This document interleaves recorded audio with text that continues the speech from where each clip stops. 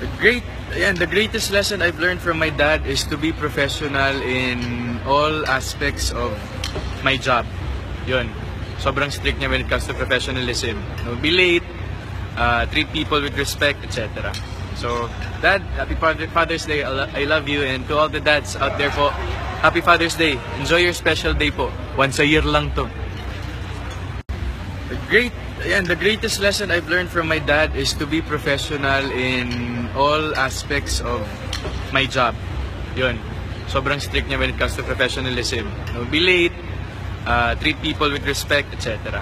So, Dad, happy Father's Day. I love you. And to all the dads out there po, happy Father's Day. Enjoy your special day po. Once a year lang to.